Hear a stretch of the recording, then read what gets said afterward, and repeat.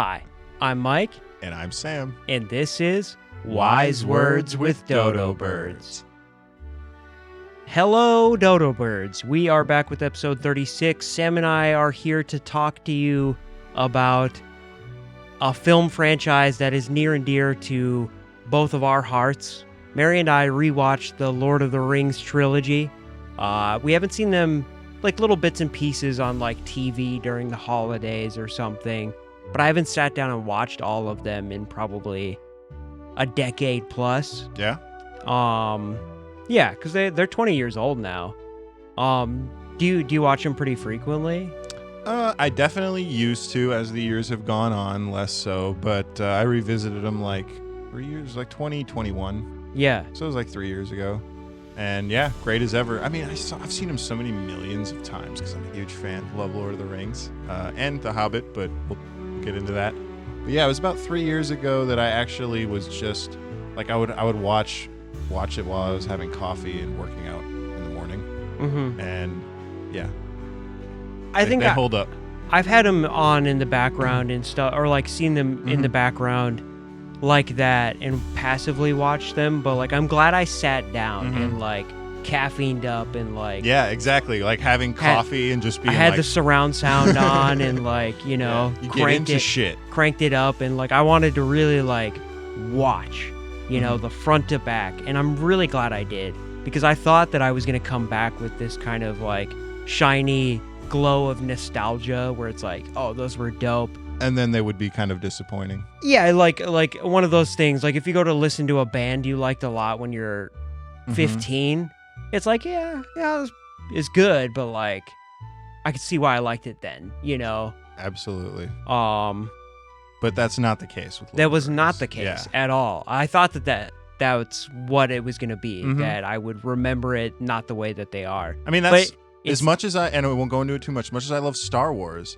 that's kind of the case when you go back and watch those. Yes. It's like, yeah, I love these movies because I grew up with them and stuff, but like, and for their time, amazing, right? Not going to shit on that, but like, go back, you try to show it to someone now especially who's like kind of grown up and not a little kid. Yeah, not attached to the franchise. Yeah. They're like, they're not that great. So yeah, I think that's totally. The original trilogy, Star Wars, yeah. it's a rough watch. Yeah. Again, Like, it's not for me. Like, Yeah. I love it. But like, I have done the objective thing a couple times where it's like, if I had never seen these movies before, it's just such a wild pitch. They're like, kids are gonna love galaxy-wide politics for 2 hours. Yeah. Well, like, anyways, it's like a presidential debate. But so anyway, not too much about Star Wars, but Lord of the Rings again. So I and thought now it could be said that Lord of the Rings was made later, which is why they because like as filmmaking has gone on, it's just gotten better, and it was much better by the time Lord of the Rings came out. yeah. But still, when you look at other movies from the same era of Lord of the Rings, still the same deal. Yeah. Anyways, go ahead, continue. On. So I thought that it was going to be something that I remembered incorrectly. I was just fond of the franchise. But anyway, rewatching, it was the exact opposite. I thought that they were pretty good movies before, and I didn't realize that they are absolutely almost perfect. Like, as far as a trilogy goes, like 1, 2, and 3. Every movie has a few blunders in it. Sure. But like Lord of the Rings is one of the few that has one of the fewest amounts with blunders, like stuff that doesn't make sense in the movie. Sure, yeah, or like so in writing. So. Yeah, Okay. or like bad. Yeah, It just looks bad. Bad parts of the movie. Yeah. It know? looks bad. It feels bad for whatever reason. Yeah. See, I would almost make the argument Lord of the Rings doesn't have any moments like that. Can you think of like one give me a one. Dozen frames, you know? Give me one. Like, there's some of the shading, or I don't know if I can specifically, but like, there's some CGI scenes that are like that was going to be my some thought. Effects. The CG was still only okay back then, right? And none of them are fails. Like C+ is probably the worst frame, and we're talking 2 seconds. Yeah, like, and that's surrounded, and we're grading on a curve here. Yeah. Everybody else got an A. Yeah. Like every other. million frames in that movie. It's one of the few like franchises that it's really hard to pick out weak spots. Yeah. You really have to think about it. I can't, like, I've been trying. Yeah. And I really can't. I can't think of anything where it's just like, wow, they could have done without that. There's so much stuff because there's extended versions Yeah. where it's like, it's more like they had to take stuff out because they had so much good shit. So And, yeah, actually that's a pretty good point. Let's try to come up with some cons before we just like suck off Lord of the Rings for an hour. Yeah. I'm already warming them up. So let's try to think of a couple of cons. So I'll start with the first movie. Yeah. I think the pacing. Oh yeah, that's a fair point. But I think the pacing is when you're first getting into that universe and you don't know what's about to happen. I think it's a little bit of a slow incline. Like, that's a fair point. But the payoff counter is worth it. The counter argument is as soon as you're an hour into that universe, you forgot that like you were a little impatient for 8 minutes in the beginning. Yeah. Like, well, and my brother sat me down to watch him when I was a kid because I didn't watch him in theaters. But he showed him to me and he was like, okay, the beginning's a little slow. And this was like probably one of the only times in my life I ever actually like listened to somebody when they said that. Like, okay, the beginning is a little slow, but get through it and you'll love it. And that was the case. Like, because they tell the story. And it's like, especially if you're a kid, you don't know anything about the universe. You were how storytelling is. And you might have even been dragged into watching this movie, you know, and it's just like, oh my God, now I have to I have to read the book, huh? Anytime I have that sentiment, like, is the pacing too slow in a movie? It all depends on does it pay off. Yeah. So if it pays off in any story, like, you could hit me with, like, frozen molasses pacing for an hour, as long as the next hour is, oh my God. Like, I would actually make the argument that that doesn't happen very much, at least, because like Lord of the Rings, they spend a decent amount of time building you up, right? And then you go into the Shire. You need to get the feel for the universe, like. Well, and again, if you haven't gotten the feel for the universe yet, you're still just like, okay, this ring is important. I remember thinking about it, like it's taken a while to get me into this movie, and it wasn't probably until the demons caught up with them at Bree that I was like, all right, now I'm into this. Now there's stakes and stuff. That takes a bit. It takes a while to get to that point. Is it 45 minutes into the extended version? I think it is. Yeah. And prior to that, you're just kind of like, okay, now they're cooking. All right, they're on the road and they're cooking. They're collecting mushrooms. But like in hindsight, though, you realize that all that is so important. Yeah. Yeah. Like, and once you get to it later, but again, I'm trying to think about, we're trying cons. to critique. Yeah. Like, and the first time, I remember I was a kid, I watched that, and I remember kind of looking at my brother like, so are we going to switch to playing a game now or something? Because this is fucking boring. There's only soft cons in this franchise, I'm telling you, man. Yeah. Like, okay, so let's try to think of something else. So, the pacing, it ends up being worth it. Yeah, totally worth it. I just, that was my one that I can remember because I didn't want to watch Lord of the Rings. That's something I will actually that's true. What do you think about an 8-minute like exposition in the beginning too? Oh, you mean just like that was actually it was actually pretty good because as again, I'm thinking about it. I watched it, I think the first time when I was like 11 or 12. Yeah. So this was 20 years ago. But the action, there was some action in the beginning. They show that battle at Mount Doom, elves and men versus orcs. That pulled me in, right? Even though that I didn't know what she was talking about fully. I was like, I still didn't know the universe. Yeah. But the action pulled me in, and then it's just usually but I was 11, think about it, I was 11, 12. And I was not the smartest kid. I was able to understand what was going on with that exposition in the beginning. So there's something to be said for a kid being able to understand it and adults still loving it. I think it's masterfully done because think about this in other franchises. Okay, so they start you off epic, big scale. Mm-hmm. Like we're talking about, world-changing events right off the bat. Mm-hmm. And they're talking about all this lore and these names you don't know and this Right. and that. All this stuff. In other movies, it's that, and then we get into action, or we get into conflict, or we get into tension often. Think about the World of Warcraft movie. Why did that not stick the landing quite as hard? Like, so with Lord of the Rings, epic, big scale, but then it brings you down so small. Yeah.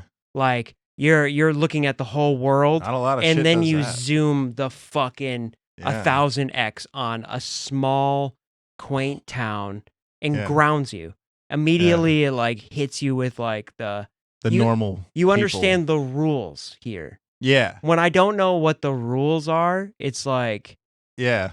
which is something That's- we'll talk about in The Hobbit. I But say, you should elaborate a little bit more, because I think I know what you mean. But like, so when you say in the beginning, when they're talking about the mass scale of everything, Yeah. I don't know what the rules are there. right, But then you come down to the Shire, yeah, and the hobbits living basically like small townies.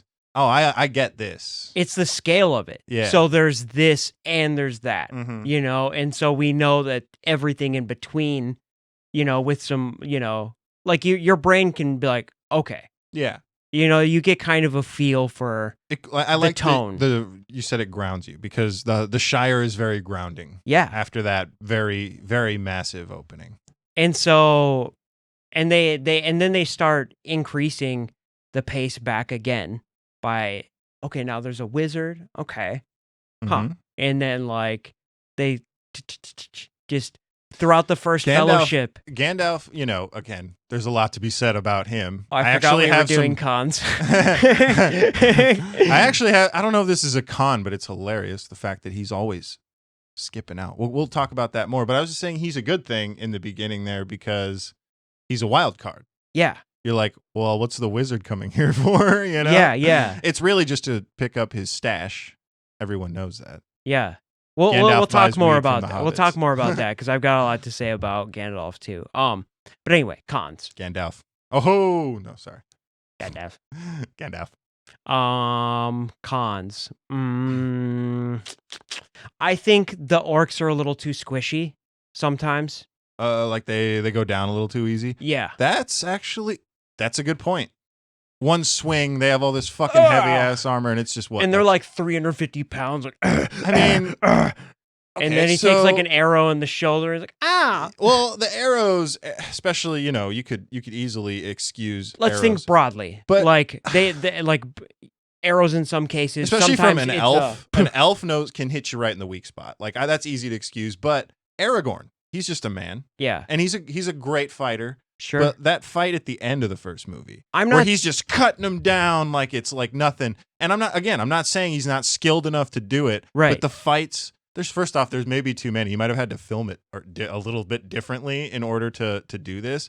But like the fights with each orc should take a few more swings than just you're dead, you're dead, you're dead. Yes. Yeah, I agree. And that even passes better in the mountain, because the goblins are a little less organized. They're Yeah. just like, and a little less armored. But those orcs at the Uruk-hai at the end of the movie, they're supposed to be like the brutalist and the yeah. Dun, dun, dun. yeah. And you know, They go down a little. I'm not saying drastic swing, but like let's say 10%. Yeah. Like some of them take 3 or 4 hits, or Yeah. like I want to see him like struggle a little more, or like throw Aragorn around an extra shot. There was or only two. one orc that actually did that, and Yeah. and basically my point is a few more of them should have been able to do that. Yeah. I'll excuse Legolas's arrows, because an elf can hit you in the weak spot, easy peasy. But Especially it would be dope to see one that's like, you know, takes a few. yeah, like yeah, boom, like boom, like boom, Boromir and he's did. still like, Yeah. It would also have been cool to watch Gimli like really throw down with like a tough orc, like a dwarf versus a fucking orc, because you see that in The Hobbit, but it's not the same. There's a good amount of tension as far as the combat's considered, but I would like to see just a smidge more A struggle. smidge less squishiness. Yeah.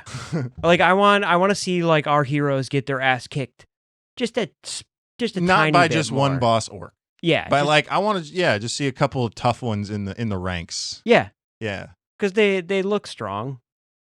you know? You see that in battles later. You see the regular people getting beat on pretty good. Mm-hmm. So like, not to go away from the con and into the good, because it's like the heroes are supposed to be like the superb warriors. When you watch regular people fighting orcs, they're getting fucked up a lot. Like we said, like all the cons are soft cons. Yeah, they are. At best. All right, so okay, we got pacing, But it is a squishiness of the orcs. The squishiness of the orcs is a classic example of like how they suck and the heroes can just kill hundreds, like the stormtroopers. Yeah. It's like you need a crowd, a horde to mow through. You know that for your heroes tabletop, to just be running and killing the whole time. Yeah, like I said, 10% more. Give me just a little bit more tough. Yeah. All right. So what's else? Another one? Yeah. Okay, I do have another con, and we're basically all in the Fellowship still. So another con in the Fellowship is when, like, I can't think of all the names because there's a lot of people involved, but they're sitting all in a circle, and this is when they're like, "I'll give you my sword," and everybody's like, it's where they, they say the thing. And you have my bow. Yeah, yes. They said it. Like, yeah, they said the thing. Yeah. You shall be the Fellowship. Hey! My con with that scene, and this pertains to the story going forward, why did not every motherfucker at that circle be like, yeah, I'll go? Like, it was like 5 or 7 It was 9, dudes. I think. Yeah. Yeah. Total, including Frodo. I think the Fellowship was 9 people. Yeah. I like how there's like a bunch of like... yeah, like, no, I'm not down for that, homie. Like, I can't think of the name. I'm bad self-preservation. I'm bad with names, so like that's going to be a problem going. But like the father or like the leader elf, Elrond, and I should know that one. But like, I'll help you if you ever need it. Elrond, why wasn't he like, busy. I'm gonna go. I'm busy for the next month. Yeah. I have a lake house. What? Well, because he was like, actually, this is something of grave importance. This might be the most important thing ever. Good luck. In the elves' defense, in the defense of the elves, they were planning on skipping town. They're just like, this is a problem that we're not dealing with anymore. We're leaving. Most of them. That was especially Elrond's attitude. Let me counter against that, saying that he could have gotten, let's say, not right-hand man. Could have called for volunteers at least. Yeah, like, which do I know doing. 5 guys that are like pretty good?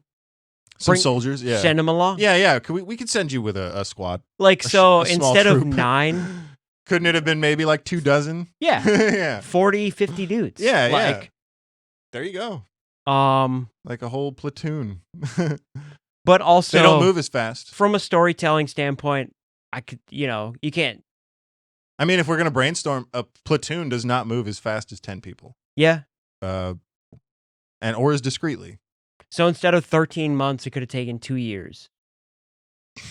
You're like, great argument, actually, because I mean, they were pretty much on the cusp it's movies, it's a story, but they were on the cusp. Like, who knows, a couple more months and everyone might have been dead, might have not have been anyone else left to save. It only takes 1 day for you to die. But then again, maybe they fight through a lot of those earlier obstacles faster with a platoon of elven archers and some dwarven fucking hammer guys.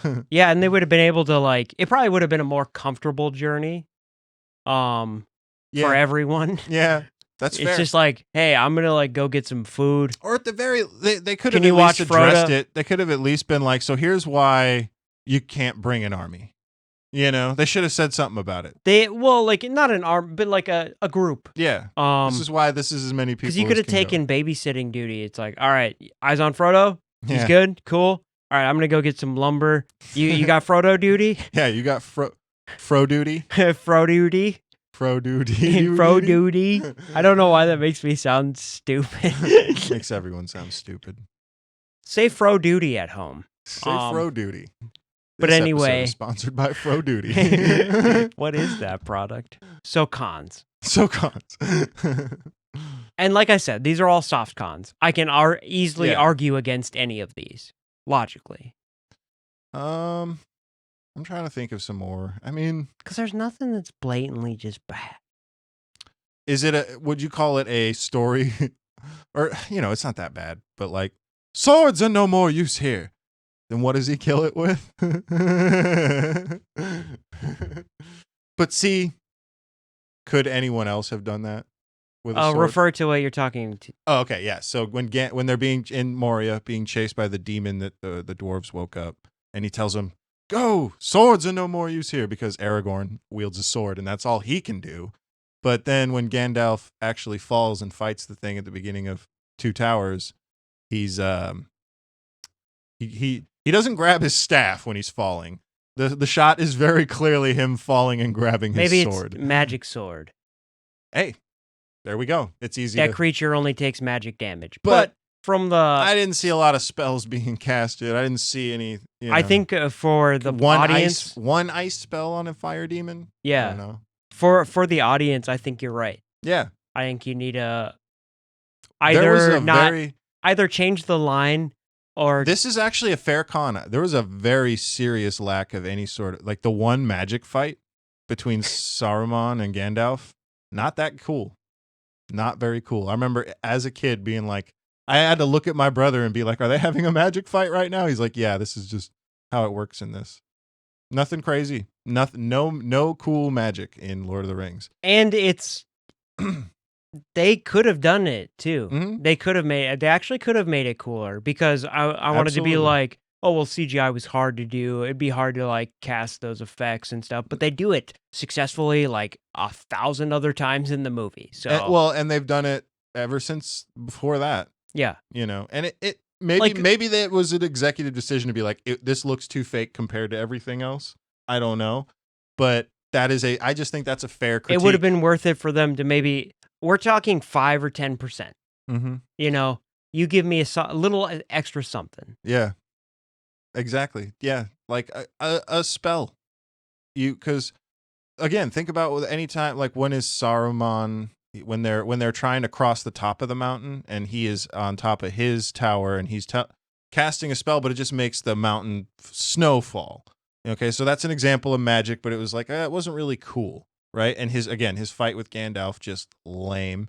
And then one other time, you're talking like maybe like you want his staff to like emanate a little bit. Something lights up. Like, I guess he's casting a big spell. The closest thing is the beginning of Return of the King. It's only in the extended version, but when they go to Isengard, it's all flooded, and Gandalf and Saruman are bitching at each other, and Saruman shoots a fireball, and it hits Gandalf, but there's this big, sort of thing. That looks pretty cool. That was like the closest thing to like, that was some cool magic shit that you really get. Because like, again, here's Gandalf lights up his staff in Moria. Oh, that's impressive. There's a light bulb on that thing or whatever, and then he chases the Nazgul away outside of I think the magic is used sparingly, but that's not like in this universe. Mm-hmm. I don't think they use it a lot. But like I agree with you. Yeah, that because like the sparingness of sell it a little harder. Exactly. The seldomness of it isn't a problem. Right. It's just when it's used, it's underwhelming.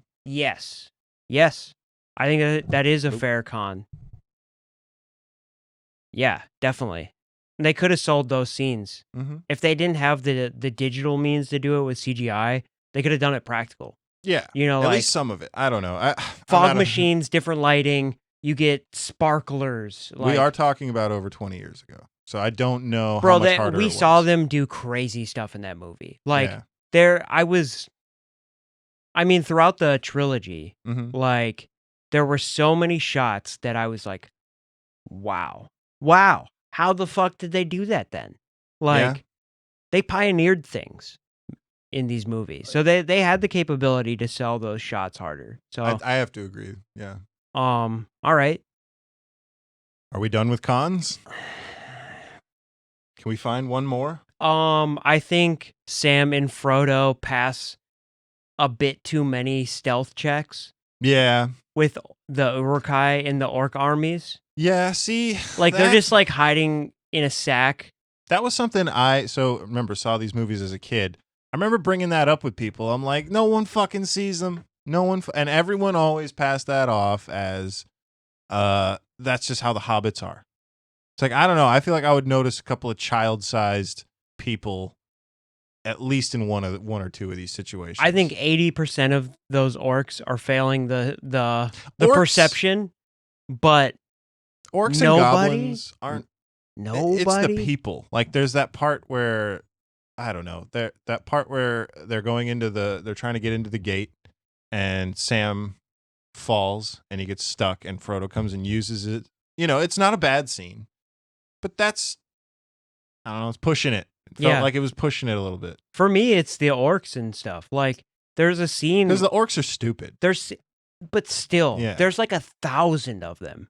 Like yeah. All right. So give me the scene you're talking about. There's two instances. One where they put the bags over them, and then there's another one where like there's a big army like literally passing by them. In the third one. Yeah. Yeah. But I think there is an instance where it happens earlier too. But like, so there's the one where they put the bags over them and they try to blend into the rocks. That one I had a problem with. And I remember feeling that way in another scene as well, where I'm pretty sure they're just hiding behind something.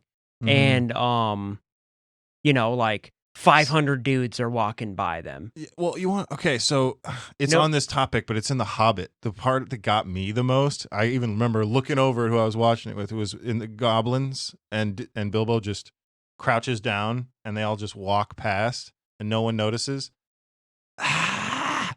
It was kind of the same deal as like no one noticed it. I'm saying that like just like the thing we said that they're like the orcs should be a little stronger. I think this is like because they also did not pass the stealth check when Faramir caught them. It's true.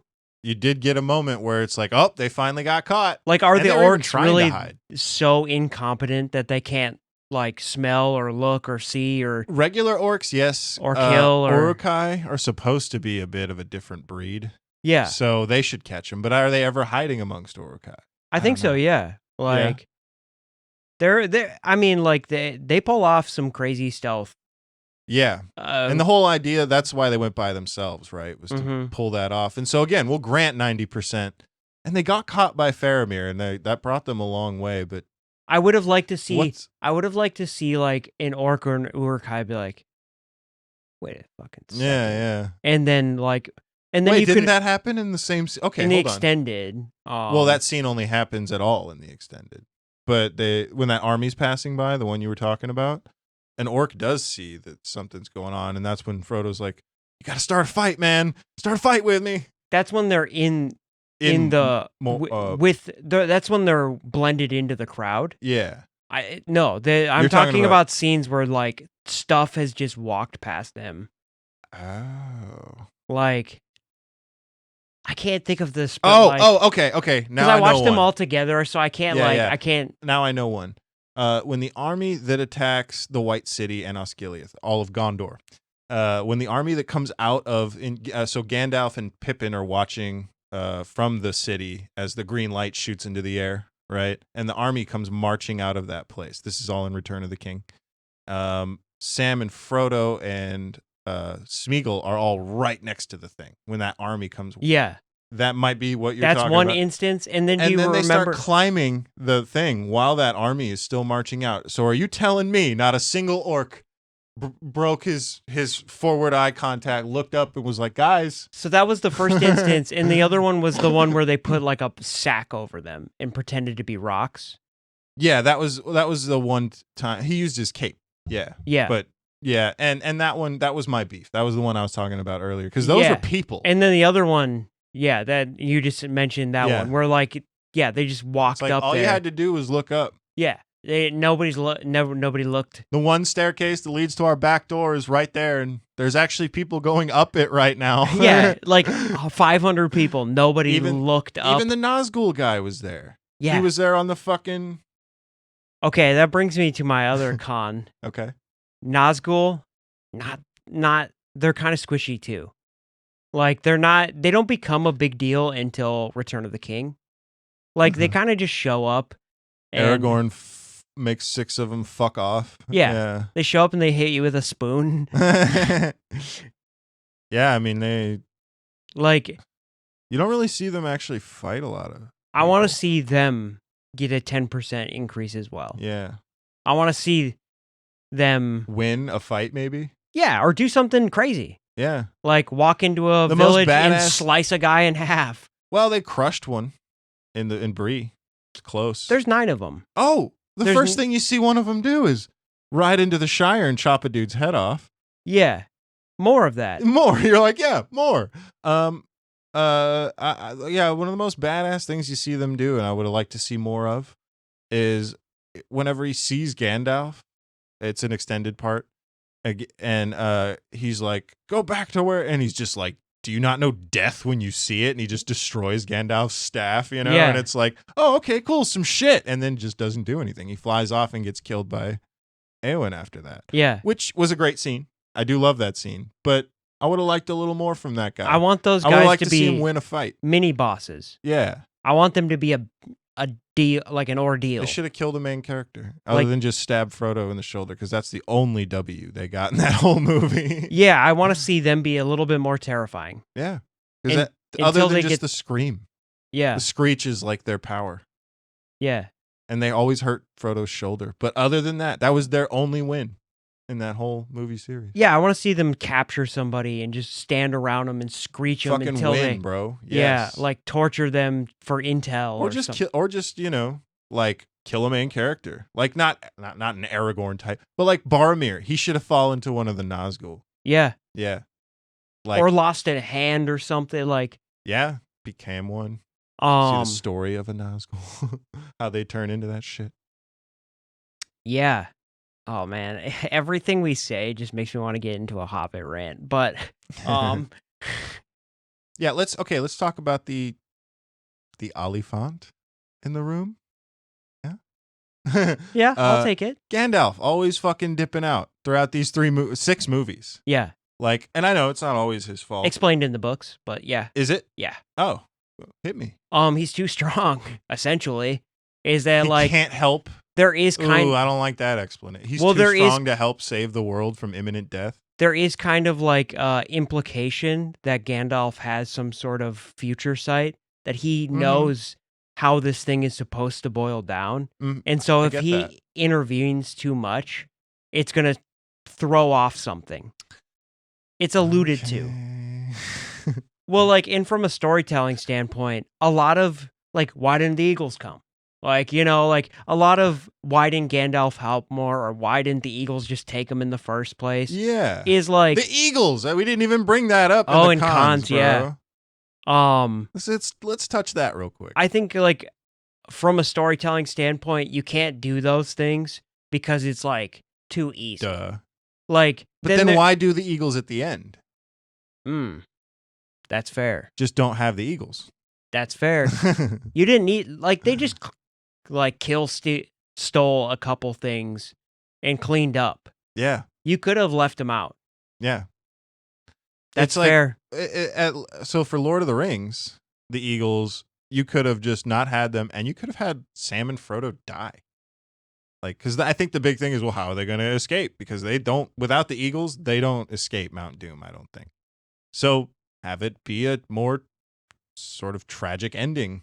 Or just Sam makes it back. Yeah, because he couldn't carry Frodo over the fucking lava. Yeah, like, Or Like- Frodo fell in, well, they which waited. I heard there was an alternate ending. They waited out or something, you know? Yeah. And they, like, trek back, but Frodo doesn't make it. Like, Or you could just make the next series Lord of the Rings, the return journey, or whatever they called it.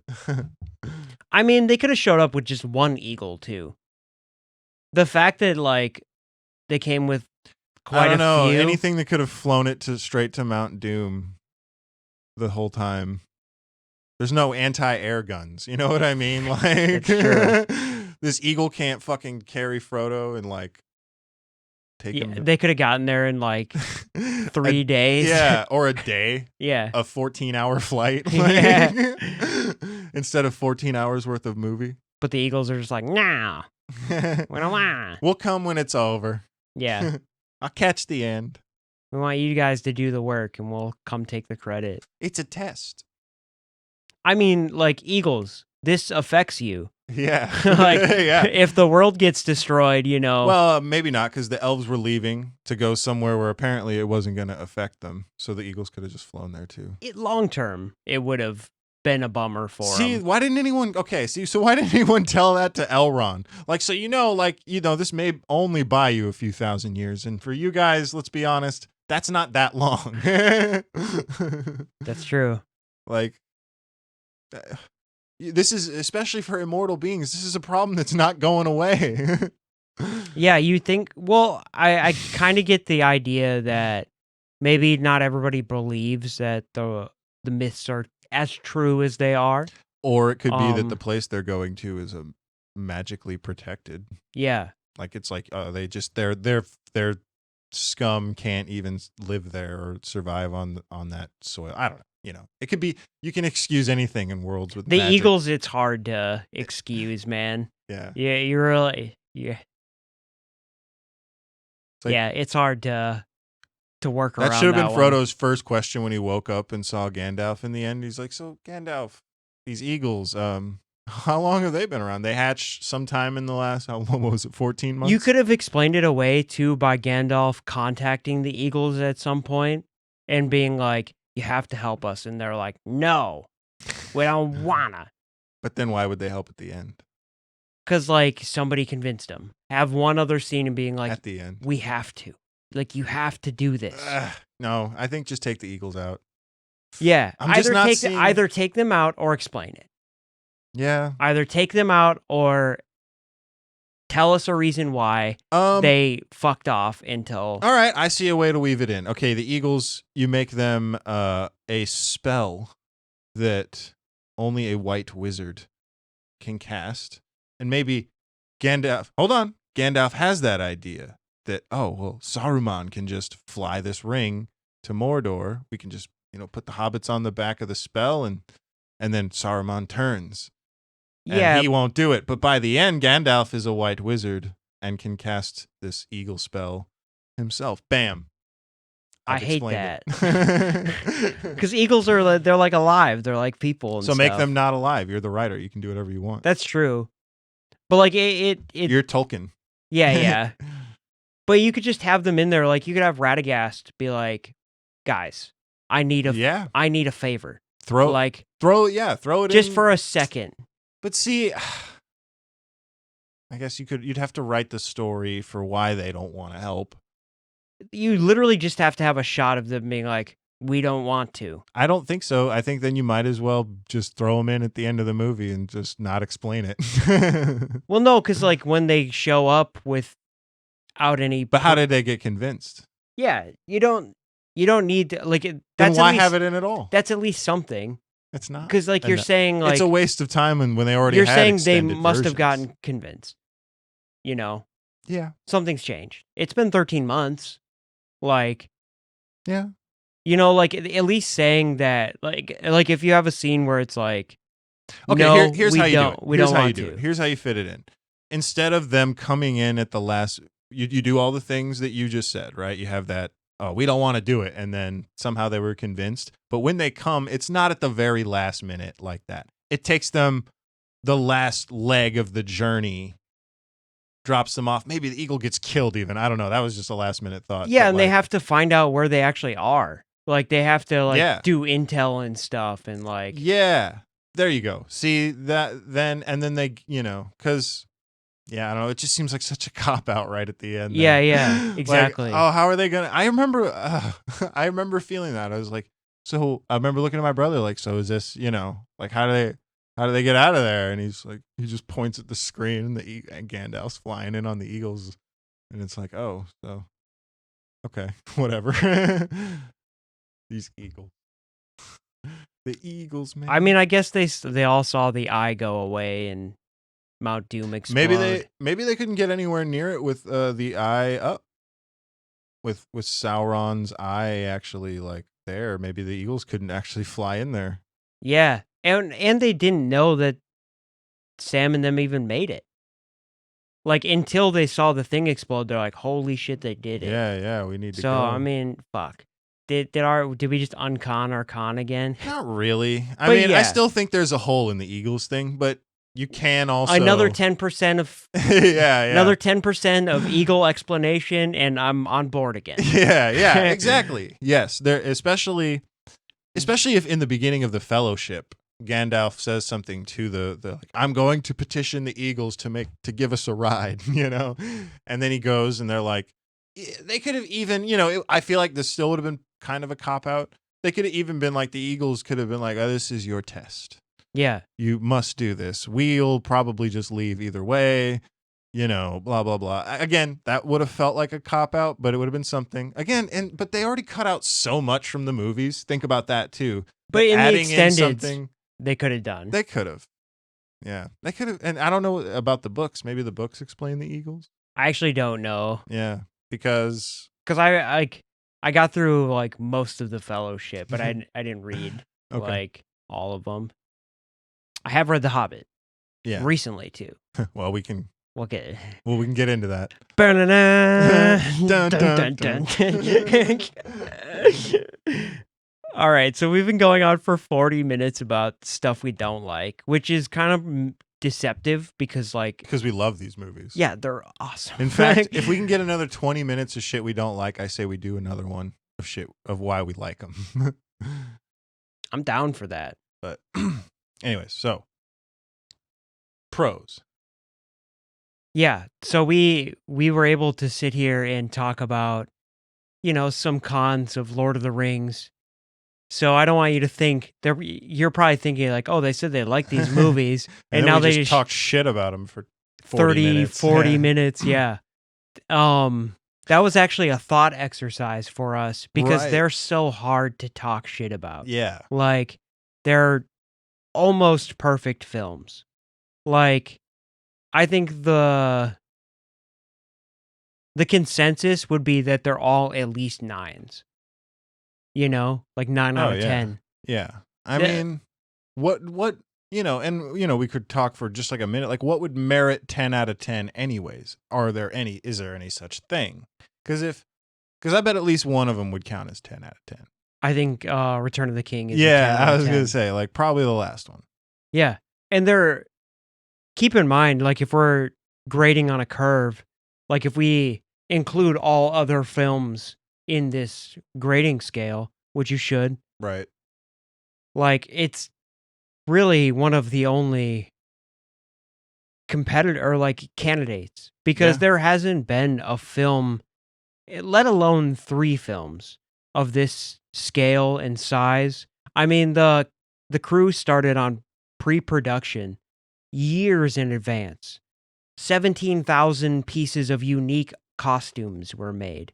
Like 40,000 unique weapons were made. Yes. Like, I remember I watched like a behind the scenes thing and saw that this was all made. Which I would recommend, like, one, if you have not seen all the Lord of the Rings trilogy, or if you haven't seen it in some years, watch it with a critical eye. Watch it again and really pay attention to it, and then watch those behind the scenes because or start with behind the whatever. Well, and like the Helm's Deep battle, I'm pretty sure because they don't. This is something they never do anymore.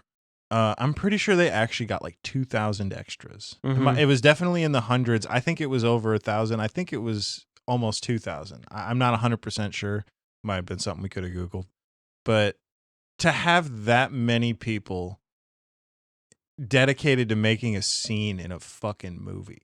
Yeah. Because nowadays they get like a couple dozen, maybe a few dozen, and then they just CG the rest of the army. Yeah, they'll just composite. And again, it. there is, there's some of that. There is some of that in Lord of the Rings for sure. But it's not overdone. And it looks so. Anytime that you're, especially like if you're doing like a mass pan shot, like there's some CG But anytime you're in the thick of it, like that's just extras all going to fucking town fighting. It's crazy because like it's like a non-argument because it's like, oh, what they only did unique costuming, full body latex paint for 7,000 people for that fight. For 1/5 of the people that are actually supposed to. Oh, be what there. they didn't have a whole 30,000 people, and think about how many makeup artists it took. Yeah, like the orcs, like makeup and the practical effects for them. not easy. No. And then they gotta fucking be in that shit all day, and then they take it off, come back the next day, and have to do it all over The again. crew has to get up at 3 or 4 a.m. Yeah. just to make makeup, and then they shoot at noon. Yeah. Or whatever it is. Depends on whatever, the scene is. Yeah, but yeah. Like that's another problem is like sometimes because Helm's Deep was a fucking night shoot. Mhm. So like they're doing all that in the middle of the night. Yeah, the lighting involved in that. Mm-hmm. Like, I don't know how Game of Thrones didn't learn anything from how well that night scene is lit, Oh yeah. No Like- shit. God, like don't get me started on that. They invented, like, I guess that's my point, is that Lord of the Rings invented the way you do things in many, many aspects of filmmaking, let alone storytelling. Like, You know what? I want to do one more con. do you? Only because of modern films or modern stuff is because like the chaos of an actual battle, I feel like is never quite captured in those movies because it's following the heroes, the level 10 out of 10 heroes. I think in that the might be a battle. rating thing. And it could have been a times thing because, like, I don't know how many movies back then, like, really captured the chaos. Like, because they always follow a hero who's just... I think it's probably a rating thing, because like if you would have really broke down some more of that war and like got gritty with it, I think you would get the R rating instead of the 13. I think you could do a PG-13 version with the like, because it doesn't have to be super gory, Yeah. but just like of people getting like just swiped off the screen by a horse. Well, the more like, more for violence. example, whenever the horses charge the orcs, it looks all right, Mm-hmm. but that could look a little bit more chaotic Sure. because it's very clean, especially in Return of the King when the Rohirrim comes at the huge army. It's very clean, and I feel like that would get a little bit more chaotic. Yeah. And again, 10%, right? Okay. But again, I think I also only have that perception because of like once you mentioned Game of Thrones, I thought about like Battle of the Bastards and when the two cavalries hit each other and the chaos that ensues.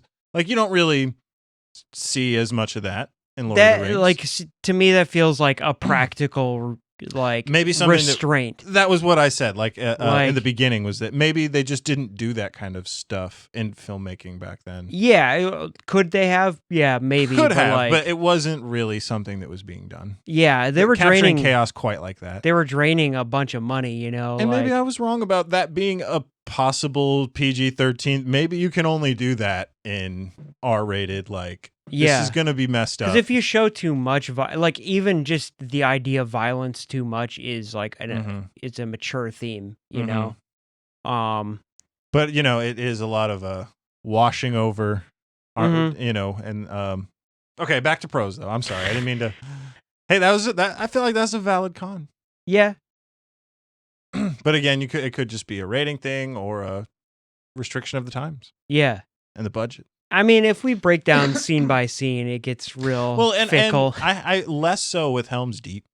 Helm's Deep, it looks so good, and the way that battle is with it's really like you have that wall and then the main gate, and all those scenes look really good because it's all really practical. It's up in there, and you do kind of get a sense of what that's like, I think it builds the atmosphere well. Like at no point watching those scenes am I like, I care. Well, I don't care. Like I mean, so hard to just not talk about The Hobbit in comparison as like a contrast. But like they make me care about Helm's Deep, and because it looks more real. Not even that, but like it's the pacing.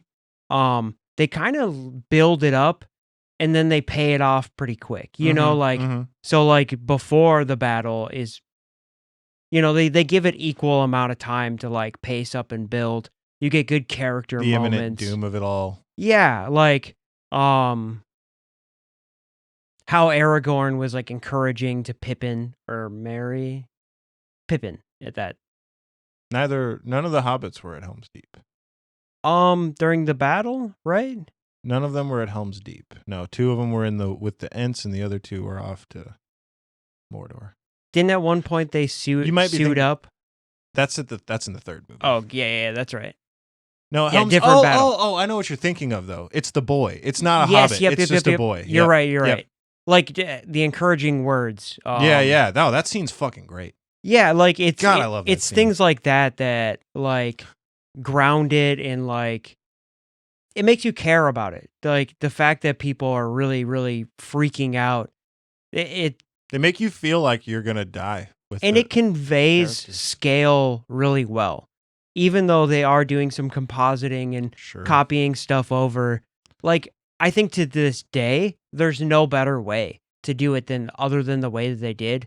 Sure, could some of the renders be a little better? But I like still swear 20 years ago, that movie was made, and a lot of the CGI holds up. You can't even tell. I would say 75% of the CGI passable to release today. Mm-hmm. And if they got to remake those movies or remaster them, like, and just got to re-render some of the effects on the trolls, they'd be flawless. It would hurt to see them. Like, it would be like, it would be almost painful to the eye. yeah, like it would be scary. Like, I don't need them to be that scary. Well, and again, I feel like they just didn't use it that much. I remember when I was watching the behind the scenes. They do though. They use a lot. Of course. But what I'm getting at, as much, because anytime I like nowadays, you pick Walking Dead, you could pick Star Wars, no matter what it is, anything where there's like masses of bodies, they have a couple dozen, and then the rest is all CG'd in there.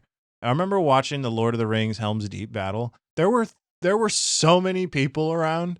And like it was a practical like that. Whenever how when they blow up the wall, it's like flooding. The area is flooding and it's all wet. That was real. That area was flooded, and they like had everyone like trekking up there, people falling down and hurting themselves. It's like, all right, get up, we're gonna redo it. And didn't they, with some of like the wall destruction and stuff, they did miniatures like they built. Oh, they actually like a wall like on a table and blew it up. Absolutely. Like. That's so cool. Yeah. Where nowadays that would all be CG. Computer generated, and it wouldn't look good. Right. It would look like. But crap. there's CG applied to those practical. Like sure, if you do it, a mix makes it look more real. Still, that's what I'm saying. That like a lot of the shots in Lord of the Rings are CG enhanced. Where that's the way to go. Nowadays we're very CG reliant. I think that's what CG enhanced made it look better, and so they're like, well, why don't we just do the whole thing like that? Most of the shots, you don't even know. You don't even know unless you're pausing it frame by frame and being like, whoa, actually Corridor is a channel on YouTube, and there are CG artists that like watch movies and like pick out each of the things like which parts, like how are they doing that, like stuff that's like really obviously not CG, but they're like trying to find like where it is. I recommend they do the whole Lord of the Rings trilogy. Oh yeah, and that's like really cool because you don't realize some of the stuff that they're doing. I mean, just the grand scheme or scale of the whole project, all the actors, the costuming, the visual artist. Can we talk about the score? The score, dude. Yeah. Flawless. I'm terrible. I keep thinking it's Hans Zimmer. It's not. It's Howard something. Who did the score for Lord of the Rings? Yeah, Howard Shore. Shore, yeah. Yeah. Like going from the difference between like The Hobbit and one of my things was like just how you get immersed into it. And I never realized this. I came to this realization while watching The Hobbit after watching The Lord of the Rings, is that one of the things that help you get just sucked into this universe, and you don't even think about that you're watching a movie. You're in it for for hours, is like just the way that the music is composed. It just hits the scenes so perfectly. Like, I don't think there's any objection I have to Howard Shore's like soundtrack or his score. No. It's like, in fact, most of the catalog are now absolutely legendary songs. The Right. stuff that will go generations. People make covers of it and stuff. Like they just fuck with it, have fun with it to this day. Yeah. And You that's could probably not find a fresh YouTube video where somebody's like, here's what I did, like all vocals of the Lord of the Rings main theme. and that brings me to another point too, is that where a lot of like revered like film trilogies or like franchises have like kind of unbearing supporters, or like the people that are into them are like kind of a lot sometimes, like Marvel. Mhm. Like, oh, like, do you know like what episode Doctor Yeah. Strange even got his powers in? Right, Like, right. you know, like, but I think it's just so widely accepted that Lord of the Rings is of, prime stock. Yeah. So the fan base around it is coming from a really loving place and not like a gatekeepy type thing. What I'm trying to get at is that like people, the music and some of the stuff in like the music particularly is beyond just the fan base. It's Of course. it's widely accepted Yeah. as like beautiful, It's like the fantastic. It's like John Williams and the Star Wars music. Yeah, they're not popular because there's a bunch of fans of Lord of the Rings. Like the Shire song is objectively beautiful. Yeah. Like you happen to have It's because you've also got like an entire band and an orchestra involved in this thing. Like real work was put into these. Yeah. like you happen to have just They didn't compose it with AI. yeah. I mean like I think that goes across the board for a lot of this too. Is it's hard because a lot of times you defend a thing because you like it, but the reason people like this thing is because it's worth defending. Yeah. There's so much objective things that just are gonna last generations. That's definitely me when it comes to Lord of the Rings. Like anytime, I don't know, because Where like Star Wars is like not that. I was just about to say another Star Wars comparison is like when I meet someone who hasn't seen Star Wars, for example. If they're an adult, I am not like, oh, you got to check out Star Wars. You're missing out, But Lord of the Rings, I do. Every time I'm like, even if it's somebody who I don't think would generally like fantasy stuff, like Lord of the Rings, like, you're still missing out on a good one with Lord of the Rings. Like I will always recommend it to people, kids, adult, a certain like teenage, early preteen or whatever, up to any age of adults. Like if you haven't seen them, check them out. If you're 8 years old to 80, like go. Yeah. Like if you haven't seen them, and especially if you haven't watched them recently, watch them if you again. have seen them and haven't seen them recently, for sure. Like lock in, get the popcorn, caffeine up, and like watch these absolute spectacles. Because I really don't think that there has been better movies. I really don't. Certainly not. I don't, better. It's it's hard, subjective. It would depend on what you meant by better. But if we break it down like we have, the score, the story, the visuals, the scale, the costuming, all across the board, we're getting 10, 10, 10, 10, 10s. Right. Like, because even if you found something that could match on some of these things, it's like, yeah, but you're like, but it can't across all of them. Exactly. Like, a lot of people say that the Godfather trilogy is in running to be. I was gonna pick something like that, but like even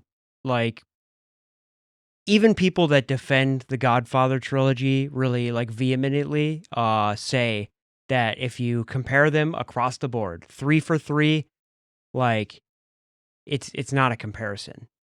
They're not as solid. It's like half. I mean, when you think about it, so with like just in this one term, right? This one basket is The Godfather is a more like modern movie. Therefore, half your work is done for you in the sense of Lord of the Rings. You're building a whole universe. Yeah.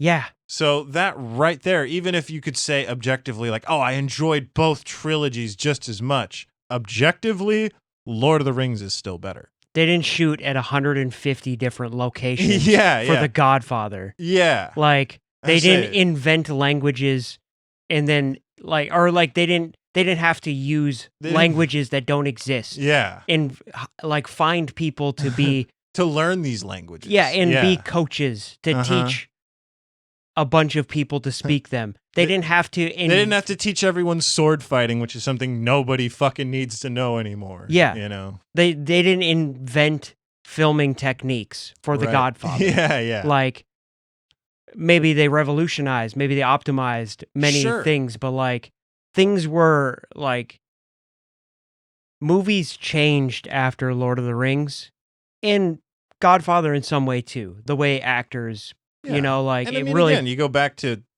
Star Wars when that first came out. Movies changed after that. Yeah. Entirely, just because of, you know, CG mostly, but like in different ways than The Godfather, in different ways than Lord of the Rings. Yeah.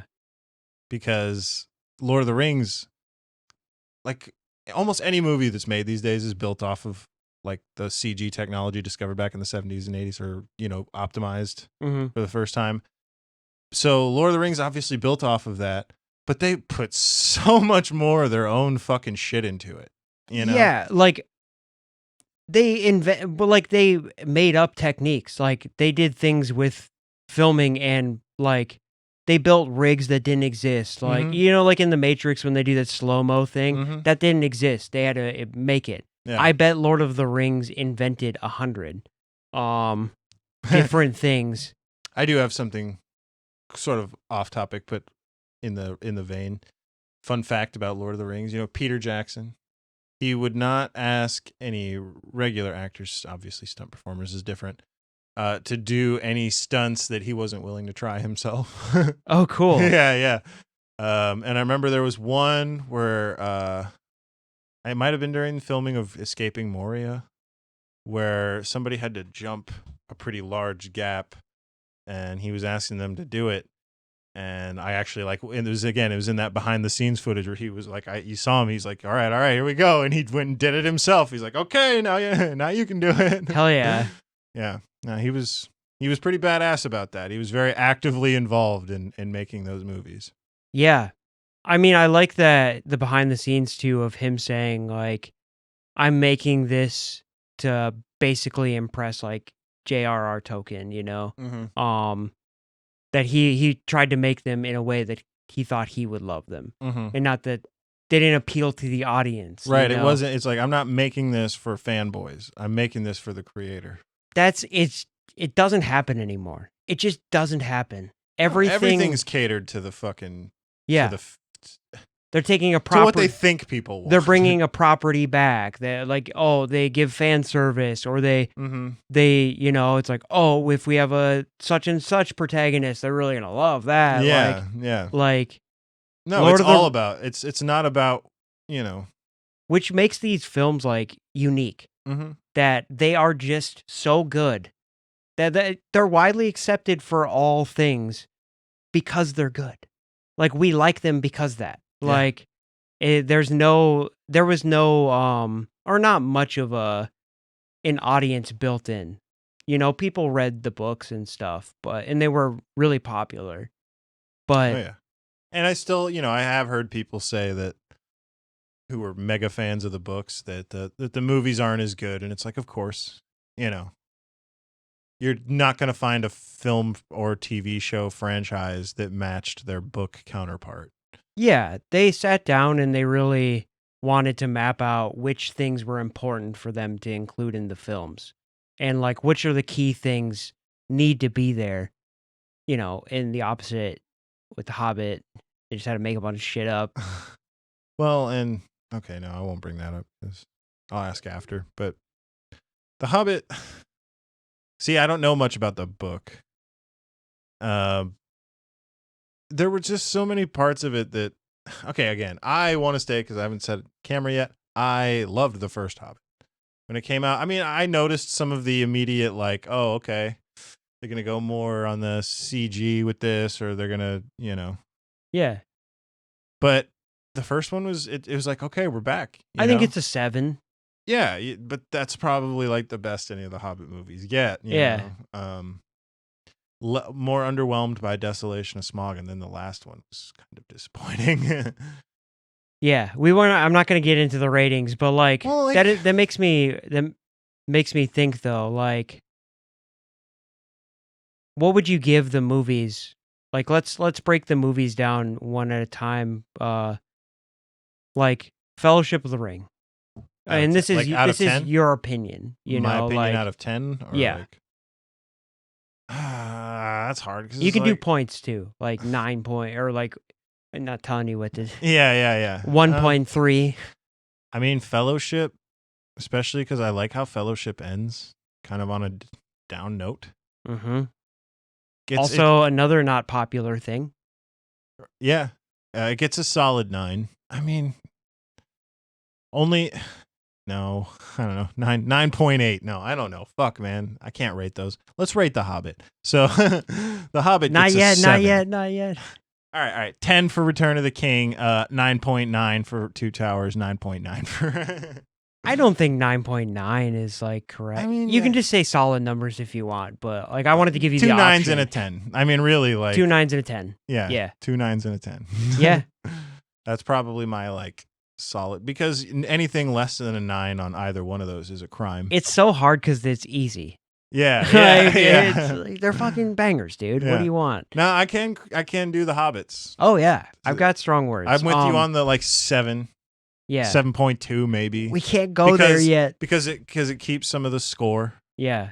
From the original trilogy, like the Hobbit, the Shire song. That's a disappointment for me. That it had the Shire song. Yeah. Really, you didn't like that? Yeah. Or you liked it? You create new shit. They did do that. Yeah, and it wasn't as good. But like, it's fan service, man. We're not getting into this though. Right. I literally could go for hours. So we're just gonna do a different episode about the Hobbit. I think so. Because I think it needs its own its own trash talking. Because we've been going for an hour something already. Yeah, you know. Yeah. I don't know. Like this episode is kind of hard. Mm-hmm. It's kind of hard to talk about the Lord of the Rings in a podcast format. Yeah. Because there's no breaks. You know. I mean, it's really there's so much to it's talk not hard about. to do it. It's hard to talk about it in a structured way. Yeah. On a podcast. Like, what do you want to talk about? Because there's so much to dive into. Again, I could sit here and just talk. I love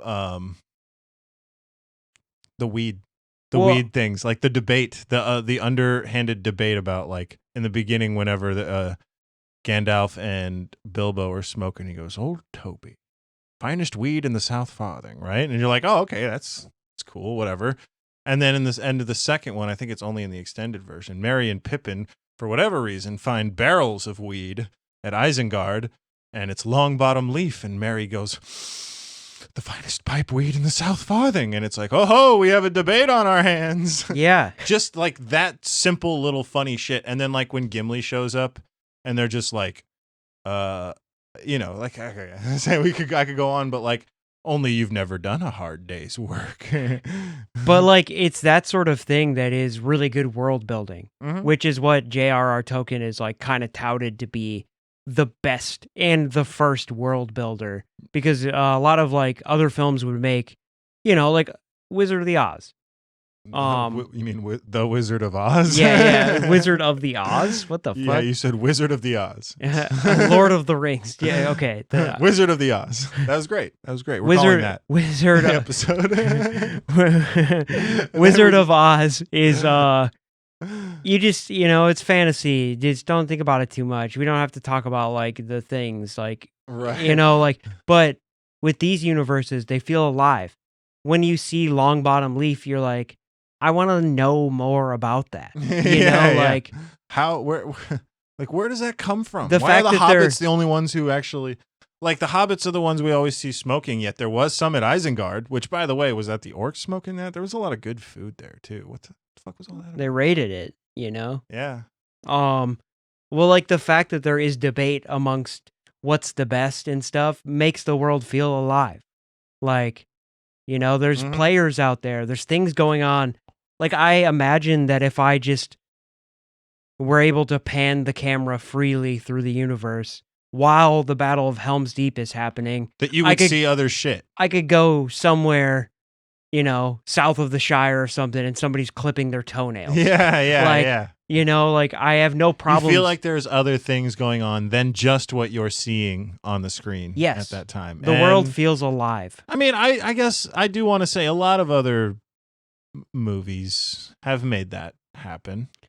In a convenient way, I don't want to say Lord of the Rings is the only one that's... I don't think Lord of the Rings takes as much liberty in its conveniences. Mm-hmm. Like, I don't feel like things magically happen. Like, there's a lot of struggle involved and tension involved in, like, the W's that the Fellowship get. Right. Every victory Sure. is,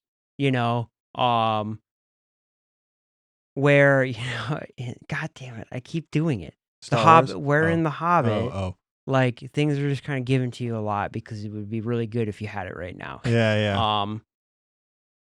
And that happens in a lot of movies. Well, but that does happen a few times in The Hobbit. Like, oh, we just happen to No, actually, no, I have a great one Not for a The few Hobbit. times. I have a great one for The Hobbit. Ready? It was when it was my first time watching it when they go and they're like, we have this map. And Elrond's like, oh, well, it happens. This map can only be read if it's like on the 325th year with the moonlight on this day. And then like they do like a cut before there's any more dialogue. And I'm like, and it just so happens. And then it cuts and just so happens. And Yeah. It was like, oh, yeah, we happen to know that right here, right now. Yeah. It's so hard for me to just not go in. And today is the last day. Your window was about 10 minutes from now, buddy. You timed it perfectly. Yeah, right? Impeccable timing. Yeah. Or the luckiest man on earth. You should have played the lottery that day. Right? Let me grab a couple scratch-offs on my way. I guess that was what they were doing, because it was treasure. It was a hell of a fucking That's true. lottery pot at the end of that fucking... Mega Millions. Anyway. Dude, it's so hard to... Like, because every time I talk about a good thing in Lord of the Rings, like, the easy contrast to give an example, is just The Hobbit. Like... Or Star Wars. Or Star Wars. But... Other franchises. Let's talk about the characters. Okay. So, who do you think has the best arc? And this is a personal opinion. Ooh. Because I think everybody would say Samwise. Yeah, I think you're right. But I think that's a cop-out to say now, so I'm going to try and figure out a different one. Because he's a school, or like... He starts out as a gardener. He's a shining example of a character arc. So he's like too obvious. He's like, he's so good. It's such a good character story that it's like, okay, but not him. It's yeah. Who's a good basketball player? Michael Jordan? Right. Not that guy. Like, obviously. I really like Eowyn. Okay. I like her arc. It's very good. It goes, in the beginning, she is just playing like the helpless princess sister, and like she takes control of her own destiny in the best way that she can. I was young. I really liked seeing that in those movies. It was probably one of my favorite like side arcs. Now, if we're going, do you want to know about like main characters? Because like no, not necessarily. Like, because both Merry and Pippin have really good stories too, where they have to change a lot and adapt, and they were kind of like accent, and I know in the book, I guess it's a little different. They were more actively involved in the beginning than they were in the movies, but like even so, it's like they were just Frodo's cousins. They weren't really supposed to. They weren't charged by Gandalf like Sam was, where it's like, you have to do this because I said so. They just kind of went. And so they have great stories. Everybody in the Fellowship, the group, I don't know.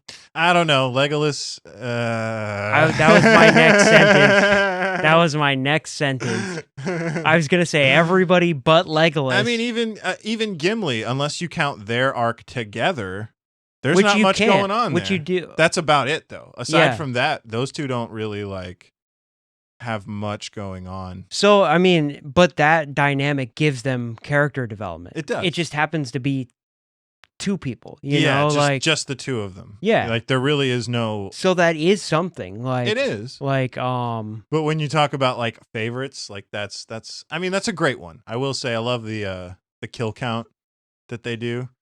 at each fight. It's like, it's never a question of whether or not we're going to win. It's the battle. It's a question of which one of us is going to win the personal, who's better, elves or dwarves? Yeah. Who can kill more orcs? That is great. Legolas's character arc is that he smiles eventually. Oh, I didn't think about that. I love when they have the oh, actually, this is something to bring up. It kind of goes into the Hobbit a little bit too. So you know how they have that drinking contest where, Legolas just putting him back, and then he goes, "Oh, I feel like he's probably had like 24 beers or something, or at least over 12 beers." And he's like, "I feel a slight tingle in my fingers." All right, so that's how we know enough beer that could put a dwarf on his ass makes your average elf feel like that, right? Yeah. So now let's go to the Hobbit, right? Bilbo is sneaking in to get the barrels that the dwarves have, and there's 2 elves that are supposed to be like on some kind of duty, or maybe they aren't even on duty, but they're in there and they're drinking this booze that's got them passed out on the fucking table. Can you imagine how strong that fucking booze? Like you and me, we take a sip, we're dead. Yeah. Imagine like it's the fentanyl getting the wrong shit. Yeah. It's like you're at a bar with Legolas and you guys order drinks. And he's like, "Oh yeah, I'll have one from the Woodland Realm." It's you guys have a little bit of that, right? And then they come to the table and it's just like, okay, so just turn, and they're like, okay, this one was definitely yours. Yeah. Okay, hold on, I'll be right back. I mean that goes into world building, man. Like that's part of what I'm getting. It's at. immersion, It's one of those things that, and they never pointed it out. Yeah. But like I was like, those elves are passed out, pissed drunk. Look, actually, I never thought about this, but it's just one shining example of if you just pick apart any sort of like scene or little sequence of things, every single frame of those movies, or like every scene, like every location or character thing has a reason. It has a reason. Like even things that you think, oh, like, his weed preferences or something doesn't tie in, but it does. Yeah. It makes it like everything is connected, and which makes you like live there. Like it's little things like that. And it comes back to making it feel like the world is also more than just this big story. Yes. Like, yeah, it's there's other stuff going on. When he wrote the books, he called it a second world because no matter what time period or history or where you wanted to be, there was deep lore there in was like something going history. On. And I love that, by the way. That's like, we never did it when we were writing, but like world building and just like creating the history. And then like, it's basically like, let's make 100 stories and they're over a timeline of this many years. And then we can just go pick out parts of it to tell in a trilogy or in a book series. You know? But you start by just writing the huge world. And he was one of the first people to do that.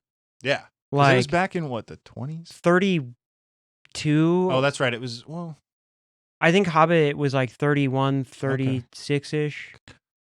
Okay, Hobbit came first. Okay. In the 37. But yeah, it was 1952 and 1953 and 1954 for Lord of the Rings. 54 and 55. Dang.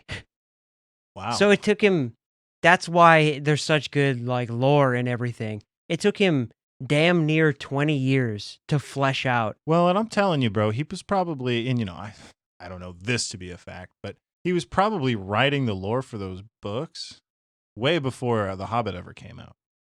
Like he was probably... No, actually, well, like a little bit. You have to, in order to write The Hobbit, you have to have that. No, it was kind of the opposite, which made the technique of world building like necessary, because they were actually kind of just like little stories he would tell his children as bedtime stories. Like, oh, let me tell you about the time Bilbo saved the dwarves from the trolls. Let me tell you the time that Bilbo.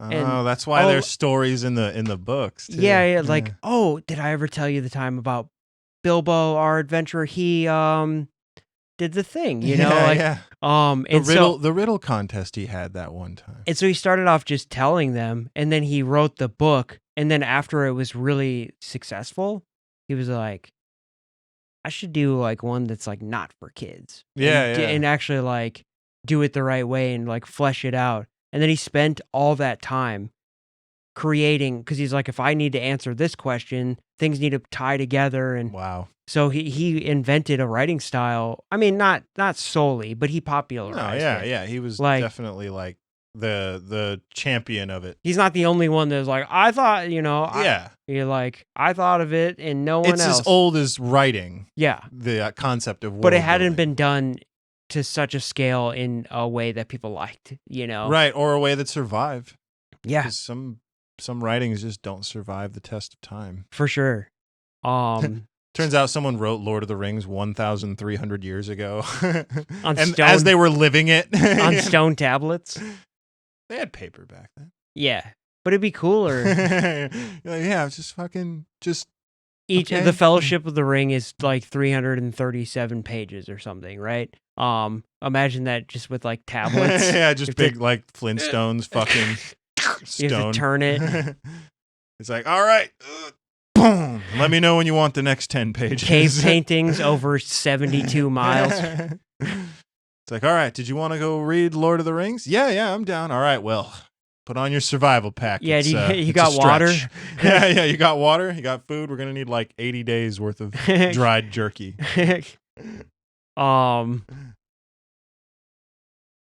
Yeah, it's hard to talk about these because there's so much. I think it's safe to say that we'll probably do another episode on this trilogy and just the Lord of the Rings universe in general. Because we've already gone well over an hour with this one, and there's so much more we could say.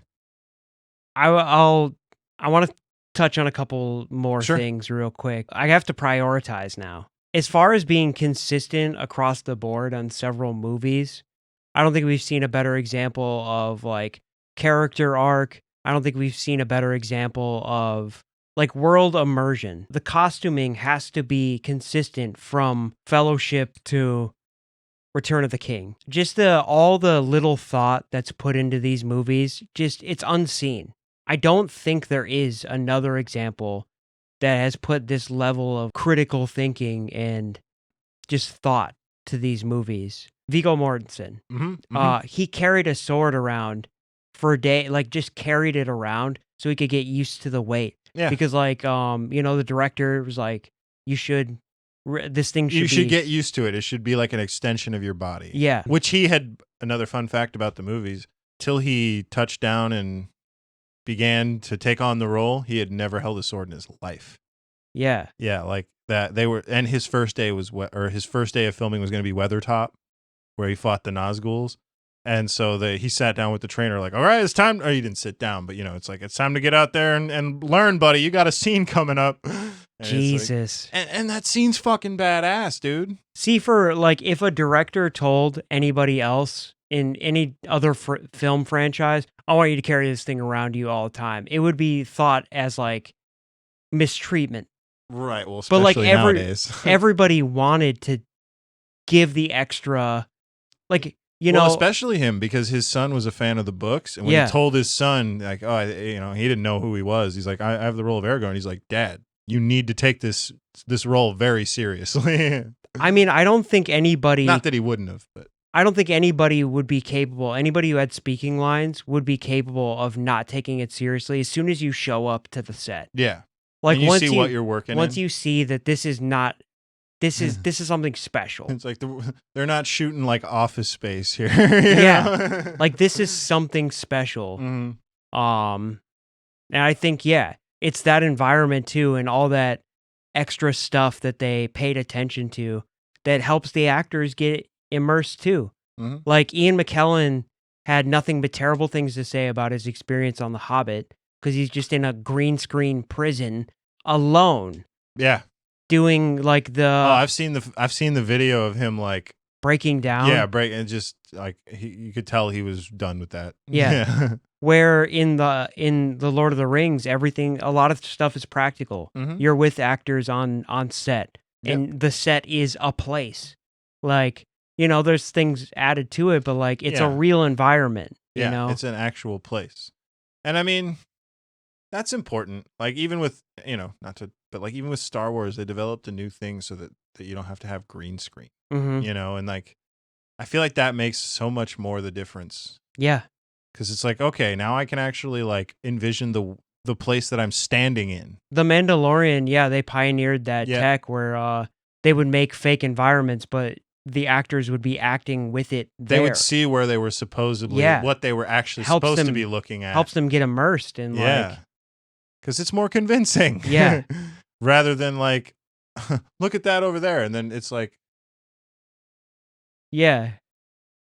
Like, Sam, do you like the background that I chose for this? yeah, it looks great, man. Yeah. Yeah, it's at that, it's real, yeah. Yeah. Yeah, it's great. it's gonna be cool. Yeah, it is cool. Yeah. I can tell with that, with all the colors. Don't and worry the- about the scene. Like, it's gonna we'll figure it out. Yeah, yeah. It's gonna be cool. It looks great. Act. Yeah. yeah. All right, and act.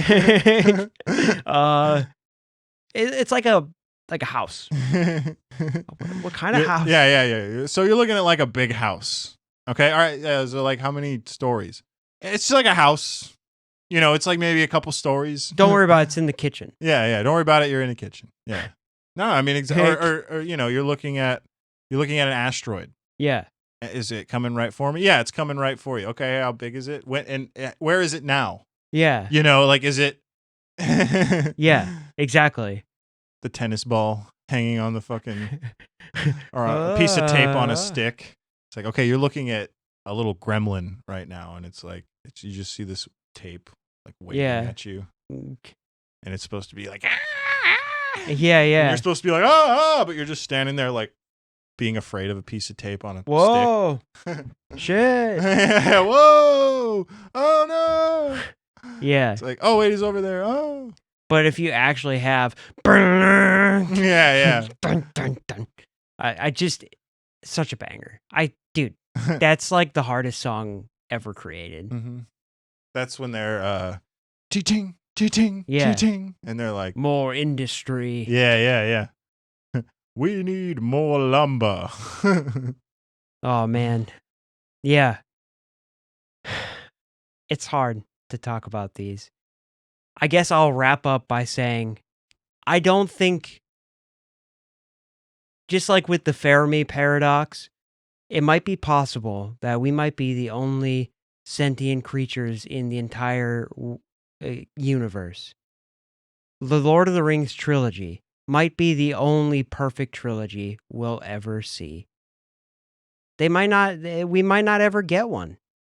It's for sure the best trilogy, objectively, to this date, and it might be the best forever. That's I a mean- claim, but like 20 years in, bro, and nobody's come close. I was about to say, you've picked a good trilogy to make such a claim about. It's the only one I can make that claim. Well, anybody could make a claim about any trilogy that they want. Objectively. I mean, it's still subjective. People could just say it sucks and hate it. No. No, there's so much objective data behind like why it's better. It's technically we've gone over it, you know, like it's high letter grades in every category. That's true. Like it's objectively the best trilogy to this date. And I'm not disagreeing with you. But like in the future, yeah, I'm not sure. But like I can say confidently that we'll probably go, I could say that we might go 10 or 20 more years before we get one. And then we still might not, because of the way that it's changed, filmmaking in general. Yeah. Might never get that again. It's a perfect pocket of creativity that was allowed to happen at that moment.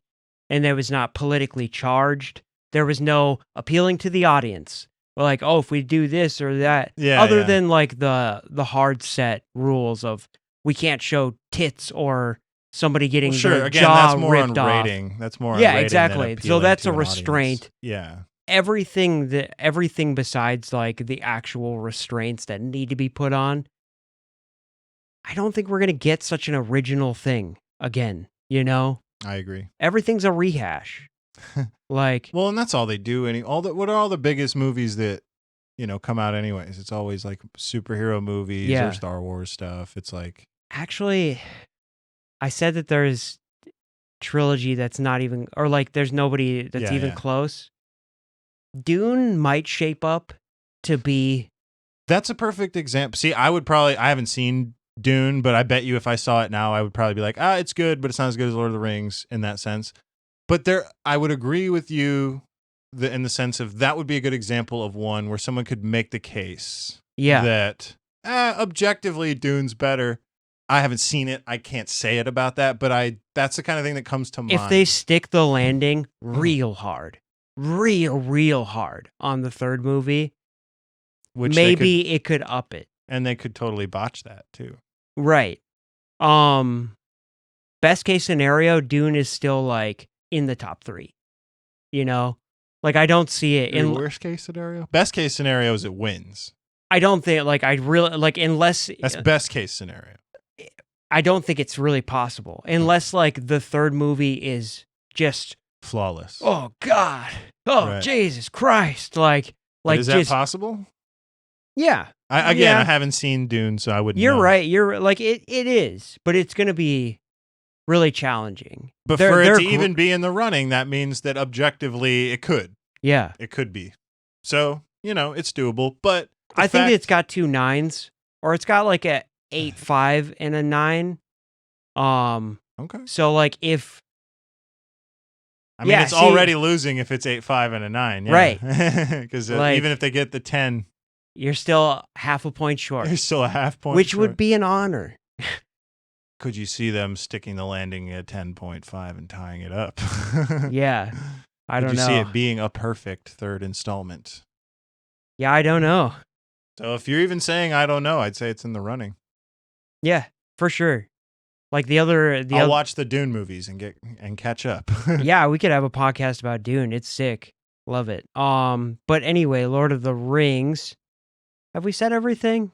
No, not at all. Yeah, we've been talking broadly, like big stuff. Still. Yeah. Still no. Yeah, for sure. I mean, it's like 12 hours of... I was going to say, I do think we have covered enough for the episode and that we can wrap it up. We've enjoyed this one. And I really do. Like I said earlier, I think I said it twice in this. We should do another episode. Yeah. I think we covered our bases pretty good. Yeah, sure. For now, like we could break down individual moments. We can go shit on the Hobbits and the Hobbits alone. Yeah, like we could break down individual moments from the movies and stuff. But those who have seen it are going to be familiar with like those I think we touched big broad stuff. Definitely. Like why we love this stuff so much without getting specific, because like if we got specific, we could be here. This could be 17 hours. Hence the reason I was like, let's spread them out. Let's get specific. But maybe people don't want to hear all that. What do you think? How many Lord of the Rings episodes should we do for you? Because we got a lot we could say. We barely touched on the pros. If people like these episodes or like this episode, then we'll do one movie at a time. Yeah. We'll break down each movie at a time. What we like about it, what could have been better. We're just talking about the trilogy broadly, for this, the franchise. Yeah, that would be great, actually. Which is what we've been doing, but I wouldn't be opposed to just doing like a individual breakdown in the future. Yeah. I think people would dig it too. Let us know what you think. But no, I think this was good. We touched on a lot of stuff. It was scatterbrained, but I had fun with it. It's hard to not be scatterbrained. Yeah, it's hard to talk about like the whole scope of the Lord of the Rings without being specific, but you don't have time for that. I don't have time. Like, no, man, I got a job. Yeah, man. Like, I already have a job. Like, it'd be 8 hours. And I would almost need to watch them again, to like digest it all, because it's just so much. I mean, I could always go for a reminder, but again, seen them so many times that you pick out a spot and I can talk about it. Tell what's your favorite part of one of the movies. I'll tell you what I think of it, and we'll finish up with that. I mean, honestly, I like the Battle of Helm's Deep. Like, What's okay? Give me your favorite, like one of your favorite shots from it. Like one of mine. I'll tell you mine. I like the first arrow. Like, the one the guy accidentally shoots. yeah, I like the start of the battle is just so intense. Where it's like, oh fuck, I guess we're doing this. All right, you ready? Like everybody, like we're doing it. It's real now. Like, Yeah. Like there's that tension where it's like, Yeah. and it's like, okay, time now. Like, my favorite shot in that one is when Aragorn like runs up to one of the ladders after his buddy dies, punches like the fucking orc that's on it, hops onto the ladder and kicks off the wall. It's like that's badass. Yeah. Like, and I don't know what went into shooting that, because I can't imagine that was an easy thing to shoot. Yeah. But just so many aspects of that fucking I think we should do like movie by movie, like, because that's the only way to break down shots. Yeah. Like, but no, I like if this that. video gets 5 likes. I like that we talked about it broadly, like just, in retrospect of the whole series, like, and everything we said, I think is absolutely true. It's the pinnacle of filmmaking, like not only from story, all that, like, Right. everything's in a pretty package.